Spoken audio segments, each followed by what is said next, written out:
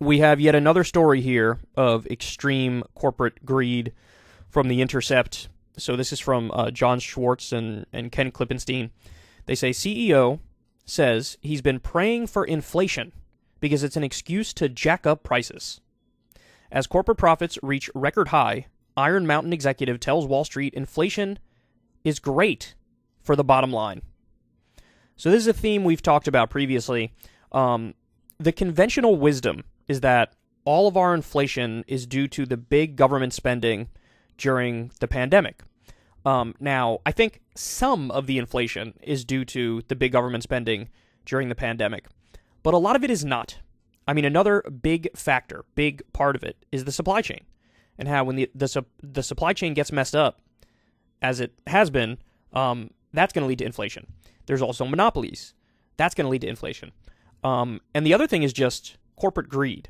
I know that sounds like almost too convenient an answer, but the evidence just, keeps piling up to this end. So here's what they say in this piece. The CEO of Iron Mountain Inc. told Wall Street analysts at a September 20th investor event that the high levels of inflation of the past several years had helped the company increase its margins, and that for that reason, he had long been doing my inflation dance, praying for inflation. The comment is an unusually candid admission of a dirty secret in the business world. Corporations use inflation as a pretext to hike prices.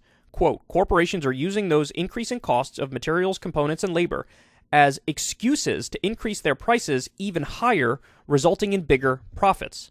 Robert Reich, former labor secretary under Clinton, recently argued corporate profits are now at their highest level since 1950. Jesus. Iron Mountain is a data storage and management company based in Boston with a current market capitalization of $12 billion. According to its website, over 95% of the Fortune 1000 are Iron Mountain customers. The company's founder originally bought its first site, an exhausted iron mine, to grow mushrooms. Huh? That's weird.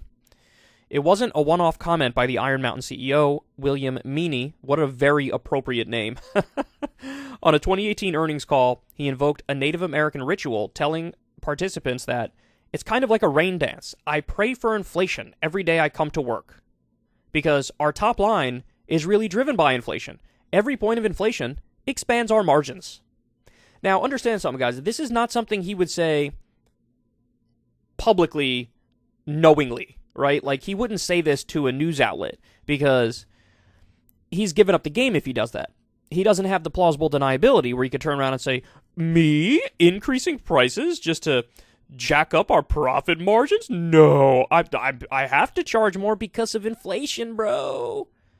But behind closed doors, it's quite a different story. Iron Mountain CEO Barry A. Heitinen also said on the earnings call this past April that we do have very strong pricing power, and for the company, inflation is actually a net positive. At the September 20th investor event, Meaney explained that, quote, where we've had inflation running at fairly rapid rates, we're able to price ahead of inflation. That is, increase its prices at a greater rate than the high recent rates of inflation.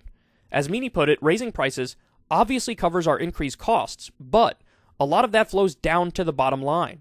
He also noted that this didn't just apply to his company. Quote, people are seeing what FedEx, UPS, and others are having to do to actually manage their business and pass on that inflation.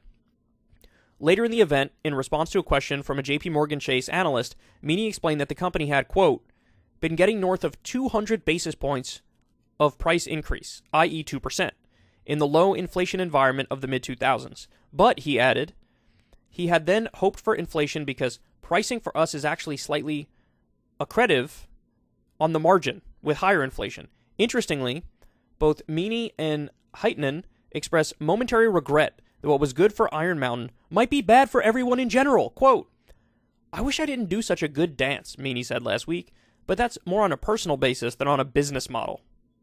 Heitinen told earnings call participants that we feel for folks regarding inflation, but, quote, we have a high gross margin because we have a high gross margin business, so it naturally expands the margins of the business. The remarks of the Iron Mountain executives go straight to the question of who in the U.S. will pay to bring down the current high rates of inflation. Jerome Powell, the chair of the Federal Reserve, said straightforwardly in May that his goal was to get wages down and then get inflation down. In other words, Powell wants regular workers to make less money, which would lower labor costs for businesses, which presumably then would not raise prices as much as they have over the past several years. So yeah, look, this is the most important point here, right, is that in an attempt to tackle inflation, the Federal Reserve is saying, we're going to jack up interest rates, and they're trying to basically force us into a recession, force unemployment up to about 6%. And so they want wages to go down, employment to go up, induce a recession, and that's how they want the prices to go down. So, I mean, what does it say about your economic system if you think a solution is to force millions of people into poverty and to lower wages more generally for the population? What does that say about your economic system? That is not a healthy system. That is not a fair system. That is not a just system. That is not a reasonable system. That system has a whole bunch of perverse incentives. The degree to which corporate profits have contributed to prices going up and what to do about it has been discussed by some Democrats in Congress and the Biden administration. Last year, President Joe Biden accused oil and gas companies of anti-consumer behavior, citing the fact that the two largest companies are on track to nearly double their net income over 2019. In May, Democrats introduced legislation to prohibit price gouging by authorizing the Federal Trade Commission and state attorneys general to enforce a federal ban on excessive price increases, but the general subject has only gotten modest traction in the media. So yeah, this is an anti-price gouging bill, and the Republicans voted it down. And then, by the way, a lot of these same Republicans have the nerve to turn around and yell about high gas prices.